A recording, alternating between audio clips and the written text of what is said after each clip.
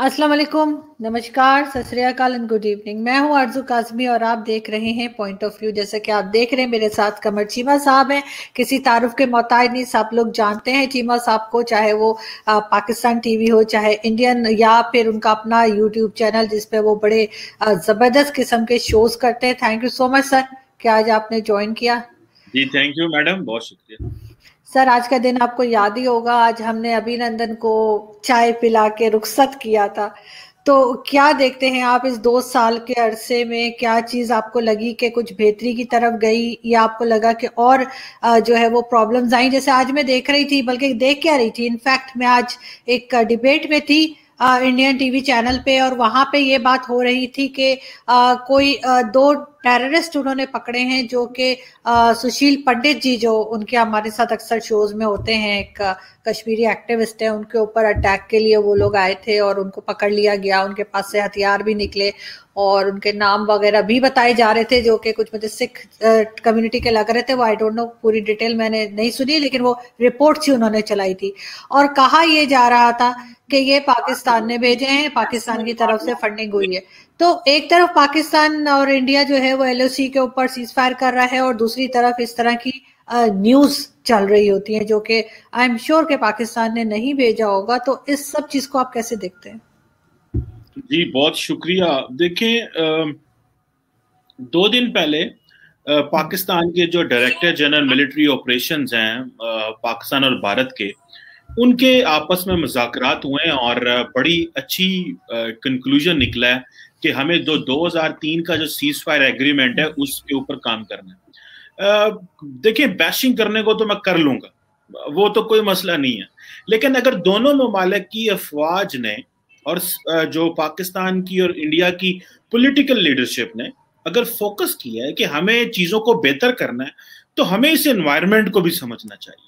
Bashing तो हम देखें 75 साल से कर रहे हैं, वो बैशिंग के लिए बहुत टाइम है, लेकिन अगर अच्छा टाइम आए तो उसको भी सेलिब्रेट करना चाहिए, उसकी कोशिश करनी चाहिए। मैंने खुद इसके ऊपर वीडियो भी अपने फेसबुक पे बनाई एक, और मैंने वैसे भी, मैं तो ट्रैवलिंग पे था, मैं शोज नहीं कर सका, तो मैंने जहां जहां बात की मैंने यही कहा है कि जो इंडिया ने एक एग्रेशन की, इंटरनेशनल लॉ की वायलेशन की थी। देखें, जब आप किसी मुल्क का बॉर्डर क्रॉस करके किसी पे हमला करेंगे तो इंडिया के पास कैपेबिलिटी है जी, हमें वो मार सकता है, और हमारे पास कैपेबिलिटी, हम उनको मार सकते हैं। तो ये तो फिर कोई सोल्यूशन ना निकला, ये तो किसका चीज का कंक्लूजन नहीं है, इससे आगे कैसे जाना है। सो कंक्लूजन क्या है? कंक्लूजन ये है कि अगर आपने हमें खत्म कर देना है, हमने आपने खत्म कर देना है, तो ये तो ये तो आप कर ही सकते हैं। सो करना क्या चाहिए? आउट ऑफ द बॉक्स सोचना चाहिए। और मेरा ख्याल है जो डीजीएमओ की मुलाकात हुई है, मैं इसे आउट ऑफ द बॉक्स समझता हूँ। बैशिंग आज मैं नहीं करूंगा, क्योंकि मैं समझता हूँ this is an environment for peace, और हॉस्टिलिटी दोनों तरफ है, इतना आसान काम नहीं है। I am not optimistic but I am not pessimistic as well. मतलब मैं ये नहीं कहूंगा कि मैं बहुत ज्यादा खुश हूँ, चीजें बेहतर हो जाएगी, बल्ले बल्ले हो गई, और मैं ये भी नहीं कहूंगा कि नहीं बहुत बुरा टाइम है। It's a step in a right direction. Let's celebrate it and let's give a credit to the leadership of the both countries. बिल्कुल सर, मैं आपसे बैशिंग के लिए कह भी नहीं रही, और मोस्टली मैं अवॉइड ही करती हूँ कि बैशिंग हो। लेकिन फिर भी एक चीज और है, चीमा साहब के एक ठीक है, इन्होंने ये डिसीजन ले लिया है एलओसी पे जो भी, लेकिन ट्रस्ट आने में टाइम लगेगा। मुझे नहीं लगता कि इंडिया को पाकिस्तान पे या पाकिस्तान को इंडिया पे इतनी जल्दी कोई भरोसा होगा। और जिस तरह के इंसिडेंट्स पिछले दिनों में होते रहे हैं, तो भरोसा होना भी नहीं चाहिए। दोनों को अपनी अपनी जगह अलर्ट रहना चाहिए, क्योंकि दोनों को एक दूसरे से बहरहाल शिकायत रही है। तो आपको क्या लग रहा है कि आगे क्या नया चैलेंज क्या हो सकता है इनके लिए, स्पेशली पाकिस्तान के लिए? क्योंकि यहाँ से हमेशा शिकायत हुई है हिंदुस्तान को कि लोग जो हैं वो दाखिल हुए हैं गैर कानूनी तरीके से, इलीगल तरीके से इंडिया में। देखिए, हमें भी बड़ी सारी भारत से शिकायतें हैं, बहुत सारी शिकायतें हैं। ये कोई तरीका नहीं है, इस तरह हम आगे नहीं जा सकते कि उनको हमसे शिकायत है तो हम जो है वो जनाब आप वो बहुत अच्छे हो गए। हमें 50,000 शिकायतें, उन्हें भी 50,000 शिकायतें हैं। इंपॉर्टेंट चीज क्या है? इंपॉर्टेंट चीज ये है कि जो 2003 का जो सीज फायर एग्रीमेंट है उसको फॉर्मलाइज किया जाए, उसको फॉर्मलाइज किया जाए प्रॉपर तौर पे। और जो ये बातें हुई हैं जी के बंकर जो है वो नई कंस्ट्रक्शंस ना की जाएं, डेलिबरेटली वो जो चेक पोस्ट हैं जहां पे पता है आपको फौजी बैठे हुए हैं वहां हिट ना किया जाए ताकि जो फौजी जानों का नुकसान है दोनों जानब से ना हो। मेरा ख्याल है इसको लेटर एंड स्पिरिट में जो है वो ट्रांसलेट होना चाहिए। और दूसरा जो हमें इंटेलिजेंस शेयरिंग करनी चाहिए, हमें इंटेलिजेंस शेयरिंग मैकेनिज्म है भारत और पाकिस्तान का, एक लॉयजन है जो कॉमनवेल्थ कंट्रीज है उन्होंने आपस में वो बनाया हुआ है, हमें उसको भी इम्प्लीमेंट करना चाहिए। सो मैं समझता हूं कि जितना अच्छा हम एक बायलैटरल लीगल फ्रेमवर्क तैयार कर सकते हैं चीजों को बेहतर करने पे। देखिए आज भी प्राइम मिनिस्टर इमरान खान की ट्वीट आई और ट्वीट में उन्होंने ये दोनों चीजें की हैं। एक तो उन्होंने ये कहा कि जी कि देखें आपने वायलेशन करने की कोशिश की और हमने जवाब दे दिया, और दूसरा उन्होंने कहा मैं मुबारक देता हूं कि एलओसी जो हमारे उनके साथ डायलॉग कामयाब हुआ, अब भारत को आगे थोड़ा आना पड़ेगा। So this is the spirit what we need it, and मेरा ख्याल है। और मैं एक बात बताऊं, भारत की तरफ से भी और पाकिस्तान की तरफ से मीडिया ने भी थोड़ा अच्छा कॉम्प्रोमाइज किया है और चीजें थोड़ी सी बेहतर हुई हैं। पाकिस्तान का मीडिया तो इतनी एंटी इंडिया बैशिंग नहीं करता है, सही है, लेकिन इतनी नहीं करता जितनी ऑर्गेनाइज फॉर्मलाइज वहां पे है। क्योंकि हमारे मीडिया का जो ज्यादातर मसला है वो नवाज शरीफ और जरदारी है, इनका मसला भारत को ये मसला नहीं समझते, वो समझते हमें मसला। सो मेरा ख्याल है कि ये अगर हम बैठ जाएं आपस में, और ये कोई बहुत बड़ा काम नहीं है। देखिए सारी दुनिया तरक्की कर रही है, हम क्यों नहीं कर सकते? हमारा क्या प्रॉब्लम है जी? ये मैं तो चाहता हूँ बॉर्डर खुले सारे, राजस्थान से लेके तो इधर ऊपर तक सारे बॉर्डर खुलने चाहिए। दोनों मुल्कों को एक दूसरे से सीखना चाहिए, लर्न करना चाहिए। जहां हम कमजोर है हम भारत से सीख लेंगे, पूछ लेंगे, देख लेंगे वहां तरक्की कैसे हो रही है, कनेक्टिविटी हो रही है, चलने दें आगे दुनिया को। अब लोगों को कारोबार करने दें। हमारी आबादियां जिस स्पीड से बढ़ रही हैं, हम इस काबिल नहीं है कि हम झगड़े कर सकें या हम मामलात को खराब कर सकें। हमें अपने लोगों को खिलाना पिलाना है। और नरेंद्र मोदी साहब तो खुद कहते हैं आए गुर्बत के खिलाफ लड़े, आए जहाद करें, गुर्बत के खिलाफ तो करें ना, फिर आए अब बैठे। मेरा ख्याल है कि 2 साल हो गए हैं नरेंद्र मोदी की इस नई हुकूमत को, अभी 2 साल तो नहीं, थोड़ा कम अरसा हुआ है, तो शायद वो समझते हैं कि अगर थोड़ी गुडविल जेस्चर्स किए जाएं और मामलात थोड़े बेहतर हों तो शायद अगले 2-3 साल वो इन्वेस्ट करेंगे। एक बात मैं अहम बता दूं, शायद अगली दफा 2024 में नरेंद्र मोदी साहब एंटी पाकिस्तान इलेक्शन नहीं लड़ेंगे। 2019 का इलेक्शन उन्होंने एंटी पाकिस्तान लड़ा है, लेकिन हो सकता है अगला इलेक्शन वो एंटी पाकिस्तान ना लड़े और वो कहें देखो मैंने कारकर्दगी, और वो समझते हैं कि ऑपोजिशन नीचे बैठ गई है, मीडिया मेरे साथ है, मेरी जो पॉलिटिक्स है मोदी पॉलिटिक्स वो बड़ी तगड़ी हो गई है, अपोजिशन को कोई पूछता नहीं है और मैं स्वीपिंग मेजॉरिटी से जीता हुआ हूं। तो ये अगला 5 साल जो है, अगले 3 साल बाद वो शायद ये काम ना करें। लेकिन हाँ अगर वो, और पाकिस्तान में पूरा एनवायरनमेंट है इंडिया से बात करने का, यहाँ पे फौज भी चाहती है बात करनी, यहाँ पे हुकूमत भी चाहती है, अदारे सारे चाहते हैं। और एक जो अच्छी चीज है वो ये है कि पाकिस्तान में ये एक एपेटाइट काफी देर से नजर आ रही थी, इमरान खान से भी के अलावा भी फौज के अंदर भी काफी एपेटाइट है। क्योंकि देखिए हमने काफी जंगें शंगें लड़ ली हैं जी, दहशतगर्दी की जंग में हमारा बड़ा नुकसान हुआ है, और हम नहीं चाहते कि हम मजीद इस जंग में मसरूफ रहें और हमें लोग मसरूफ रखें। तो जारी बात है दुश्मन ममालिक का काम होता है कि अगर आपका दुश्मन की फंसा हुआ तो उसको मजीद फंसा के रखें। सो हम तो चाहते हैं कि कश्मीर से समेत सारे मामले पहले हल हो। हाँ कश्मीर का जो मामला है उसको थोड़ा साइड पे कर ले, पहले इकोनॉमी भी देख ले, people to people contact, culture, इन चीजों को करें। लेकिन जितने भी आउटस्टैंडिंग डिस्प्यूट्स हैं, और ये पाकिस्तान और भारत की कई दफा ये, क्योंकि देखिए जो बड़ा इशू है उसको आप पहले सॉल्व नहीं कर सकते, पहले छोटी छोटी चीजों को सॉल्व कर सकते हैं। तो वो मेरा ख्याल है कि मुझे ऐसे लगता है कि शायद एक अच्छा एनवायरनमेंट बन पाएगा जी। लेकिन पहले तो चीमा साहब बहुत यहाँ से कहा जाता था कि जब तक कश्मीर का इशू सॉल्व नहीं होगा हम भारत से बात नहीं करेंगे, कभी कुछ, और इस तरह की स्टेटमेंट बहुत दफा इमरान खान साहब ने दिए हैं। और अब अचानक से इनको ये ख्याल कैसे आ गया कि इस कश्मीर के अलावा भी बात हो सकती है, ट्रेड भी खुल सकती है, एलओसी पे अमन भी हो सकता है, फायरिंग मना भी हो सकती है। ये चीज एकदम से तो उनके दिमाग में आ नहीं सकती, कहीं ना कहीं से कहा गया होगा। मेरे ख्याल से कोई तीसरी ताकत आप कह सकते हैं, यूएस या कहीं से, या ये एकदम ही इतने नेक फरिश्ते कैसे बन गए अचानक से सब दोनों साइड्स? मुझे एक बात बताएं कि जब इमरान खान वजीर आजम बने थे तो उन्होंने ये कहा नहीं था कि मैं भारत से मुज़ाकरात करना चाहता हूं और नरेंद्र मोदी के पास अभी फ्रेश मैंडेट उनको लेने की जरूरत है, वो फ्रेश मैंडेट लेंगे तो हम फिर उनसे बात करेंगे? क्या ये कहा था कि नहीं कहा था? ये कहा था उन्होंने, सर कहा था। सुने मेरे स्टेप बाय स्टेप सर, ये उन्होंने कहा था अच्छा, उन्होंने फ्रेश मैंडेट लेने से पहले आप पे सर्जिकल स्ट्राइक कर दी। तो मुझे ये बताएं, अगर मुल्क का वजीर आजम ये कह रहा है कि हम वेट करेंगे वहां फ्रेश मैंडेट आ जाए, तो क्या उसने ये नहीं कहा कि उसने बात का पैगाम नहीं भेजा ना? तो हॉस्टिलिटी वहां से थी, क्योंकि इलेक्शन जीतना था मोदी साहब ने। और ये मैं नहीं कह रहा, सारी इंटरनेशनल कम्युनिटी, प्रेस, हर बंदा कह रहा था कि मोदी साहब के पास बेचने को 2019 में कुछ नहीं था, इतने स्ट्रांग नहीं थे जितना देखे ना वो इलेक्शन के बाद हुए हैं। सो इमरान खान ने ये कहा था और हमारी सरकार ने भी कहा, हमने कहा, उन्होंने हमारे खिलाफ माहौल इस तरह का बना दिया कि हम क्या करते भाई। अभी भी देख लें, अभी भी प्रेशर है, भारत के ऊपर भी प्रेशर। भारत कोई इतना अभी मजबूत मुल्क नहीं हुआ। अमेरिका का प्रेशर, जिस तरह सऊदी अरब के ऊपर प्रेशर आया खशोगी के ऊपर, तो उन्होंने किसी एक्टिविस्ट को, वुमेन जर्नलिस्ट को रिहा करना शुरू कर दिया।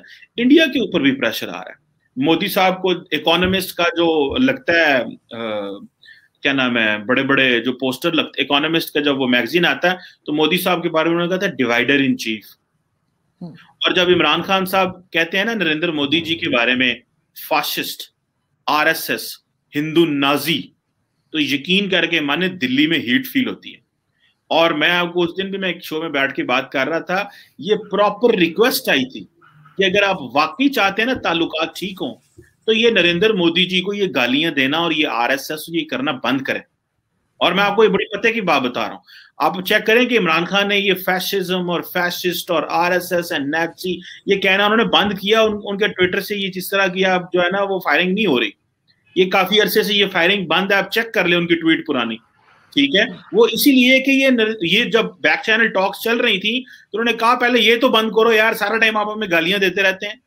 अच्छा, वहां पे वो कहते रहते हैं भाओ जी मोदी साहब ने तो बोले ही नहीं जनाब, मोदी साहब ने तो गाली को नहीं की, वो तो जवाब देने नहीं पसंद करते। बाद में कहते हैं यार पीछे पीछे कह रहे होते हैं पहले यार बंद करो। ये मैं आपको सही बात बता रहा हूँ, ये रियासतें ऐसे, लीडरशिप ऐसे काम करती है, पूरी लीडरशिप ऐसे काम करती है। हम भी बहुत सारी जगहों पे ये कहते हैं, देखें जी ये होता है। अमेरिका बहादुर हमारे साथ वो करता है, ज्यादती कर जाता है, तो हम भी पीछे से कह रहे नहीं पहले ऐसे कहना बंद करो। मिसाल के तौर पर हमने कहना यार ये डू मोर कहना बंद करो, ये नहीं हम समझेंगे। अभी अमेरिका ने डू मोर कहना जो है बंद किया, उन्होंने कहा यार ये नहीं कहना, इनको इससे अनॉय होते हैं। सो ये चीजें होती हैं, हमें दूसरे ममालिक की समझ नहीं पड़ती हैं। So Imran Khan is for peace and talk, military is for peace and talk. India का थोड़ा क्लाउड तगड़ा है जी, मानना पड़ेगा। इंडिया का क्लाउड तगड़ा है, इसी की तो वो खा रहे हैं। वो जो 1 अरब 35 करोड़ बंदा है ना जी, वो उनको बैठने नहीं दे रहा।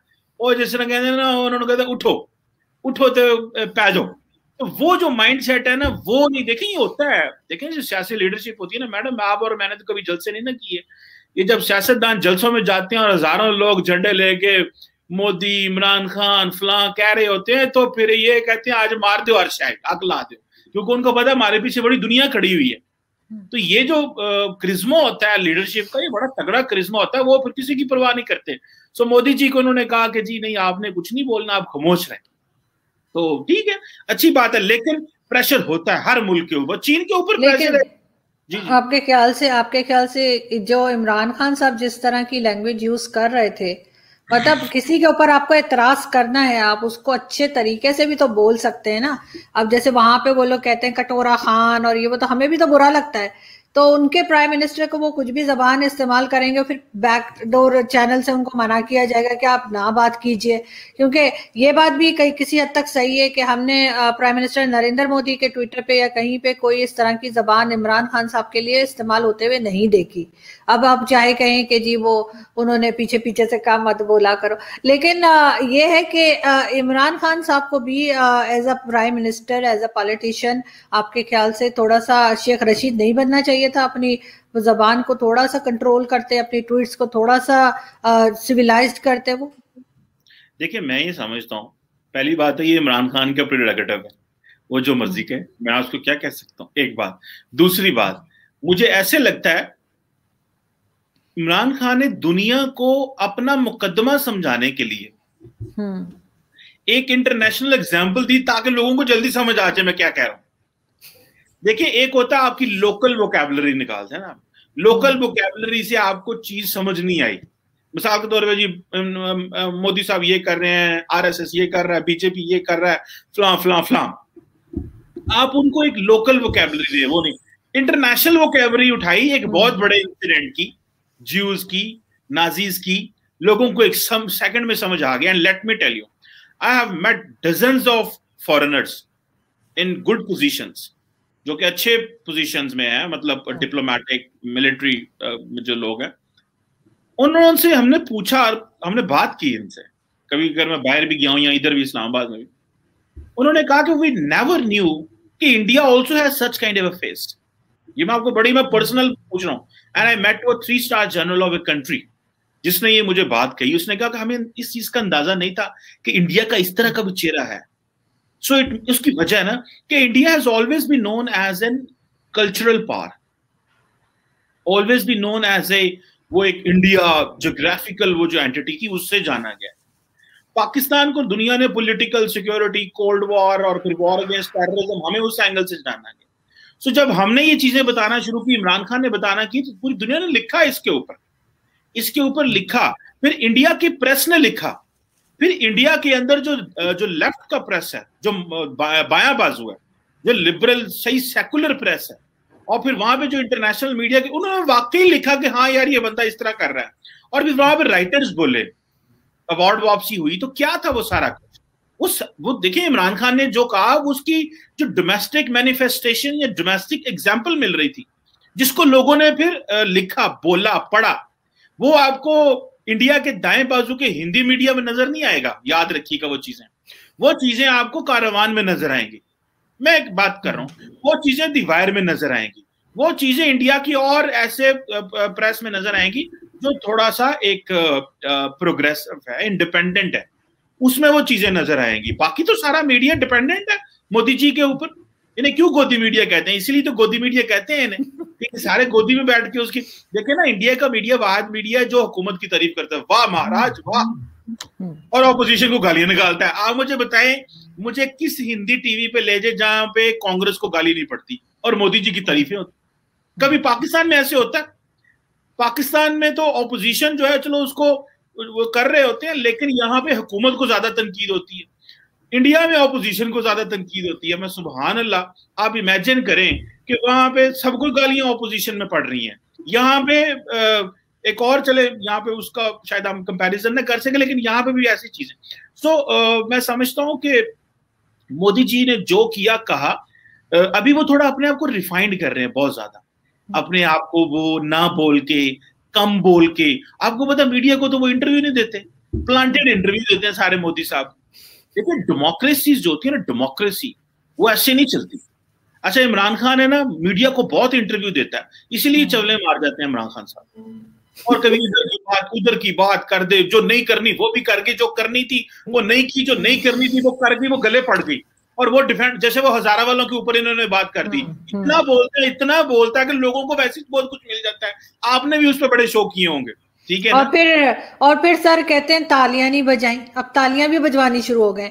लेकिन सर ऐसा नहीं है, पाकिस्तान में भी बहुत से चैनल्स ऐसे हैं जो सारे टाइम तारीफें करते रहते हैं, चाहे एयरवाई हो, बोल हो गया, सच टीवी हो गया, बहुत सी टीवी हैं जो सिर्फ और सिर्फ तारीफें करते हैं। स्पेशली एयरवाई का तो बड़ा ही नाम खराब है। और इमरान खान साहब जो हैं वो बहुत ज्यादा इंटरव्यूज देते हैं, आप सही कह रहे हैं, लेकिन वो सिर्फ अपने पसंद के लोगों को इंटरव्यू देते हैं, जिनको डिक्टेशन दिया हुआ होता है उसी तरह के वो इंटरव्यू लेने के लिए जो एंकर्स गए होते हैं, जो कि अक्सर जर्नलिस्ट भी नहीं होते, सिर्फ एंकर होते हैं, उन्होंने ना जर्नलिज्म की एबीसीडी भी नहीं आती, उनको इंटरव्यूज देते हैं। कभी आपने देखा वो सलीम साफी के सामने बैठे हों, मतीउल्लाह जान के आगे बैठे हों, एजाज सैयद के सामने बैठे हों, या इस तरह से? नहीं, वैसा कुछ नहीं करते। वो सिर्फ अपने पसंद के मीडिया को बुलाते हैं, उनको पहले से क्वेश्चंस पता होते हैं, या आप भी जानते हैं, मैं भी जानती हूँ, इसलिए उस चीज में तो मैं बिल्कुल उनको फेवर नहीं करूंगी। देखिए, मैं इमरान खान साहब की मीडिया टीम को नहीं जानता, ना मुझे पता है वो क्या करते हैं। नहीं देखा तो है ना, टीम की बात नहीं हो रही, टीवी पे बात हो रही। सुने मेरी बात सुने, कुछ ऐसे सहाफी हैं, मिसाल के तौर पे मैंने मंसूर अली खान, एक सहाफी है एक्सप्रेस का, वो उसने, या मैं बहुत सारे और सहाफी, उन्होंने कहा यार हमने आज तक कोई सवाल नहीं भेजा इमरान खान। उसने कहा था जो मर्जी सवाल पूछो। अच्छा, आई am not for Imran Khan, मैं यहाँ पे इमरान खान की सपोर्ट नहीं कर रहा। मैं नरेंद्र मोदी जी का और इमरान खान जी की बात कर रहा था कि मोदी जी तो इंटरव्यू देना पसंद ही नहीं ना करते, वो तो प्रेस रिलीज जारी करते हैं। उन्होंने तो ट्विटर वाला भी बंदा रखा हुआ, बंदे रखे हैं, बोली जाओ, लिखी जाओ, जो मर्जी लिखी जाओ, मैंने 10 जगह की लिखे है, ठीक है। दिल करे रात को मोदी साहब पढ़ रहे हो, अच्छा आज मैंने ये ट्वीट की थी, आज मेरी ये भी बात चलेगी, आवाम को सामने मेरी चलेगी। इमरान खान तो खुद करता है ना ट्वीट इस मामले में जो है।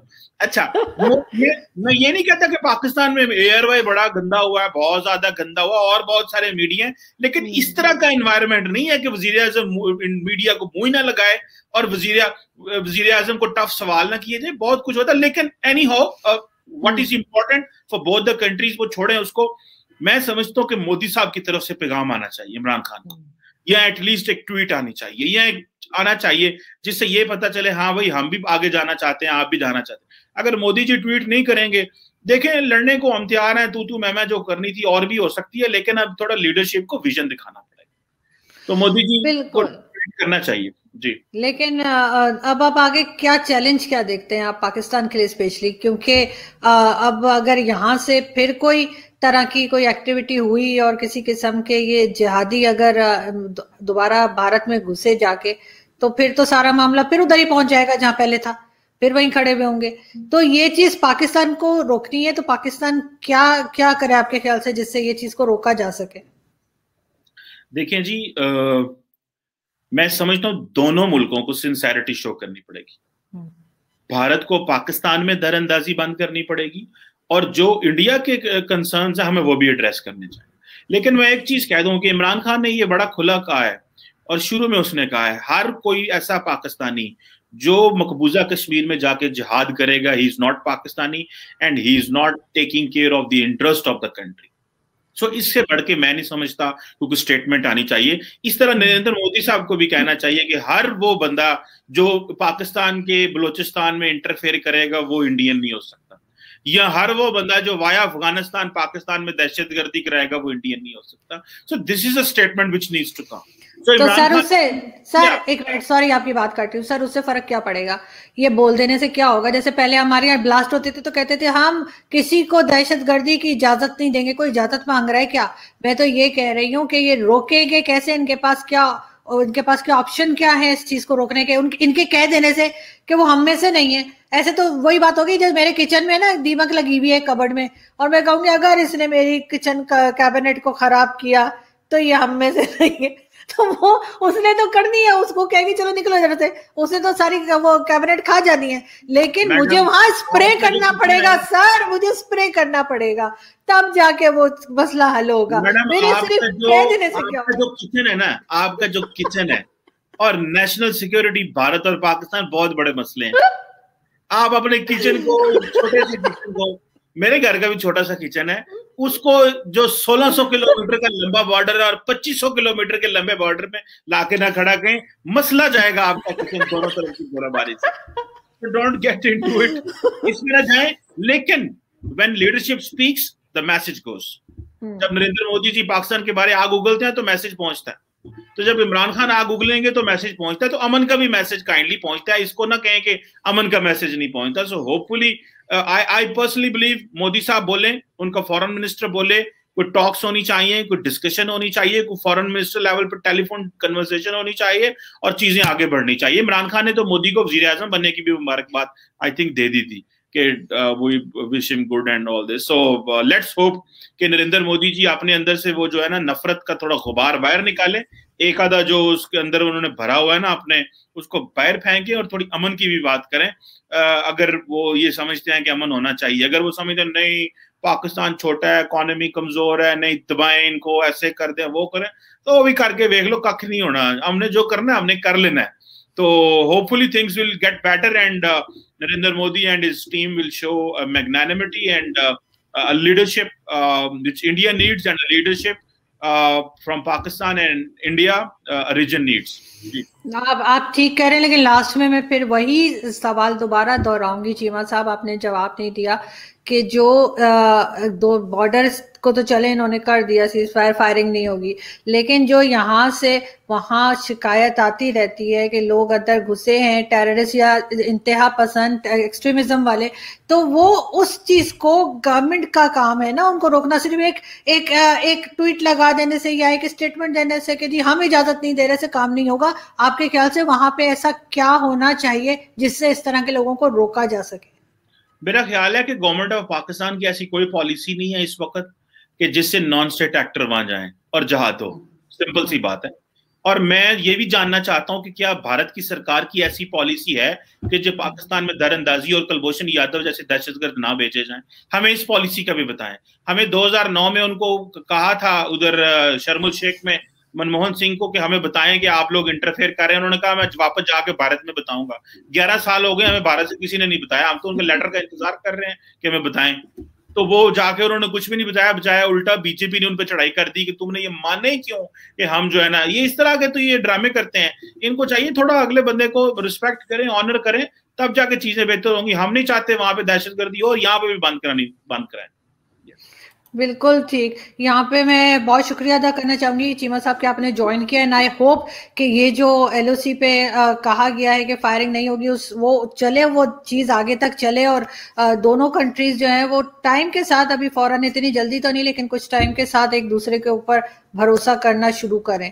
थैंक यू सो मच, बहुत शुक्रिया। Thank you madam, thank you.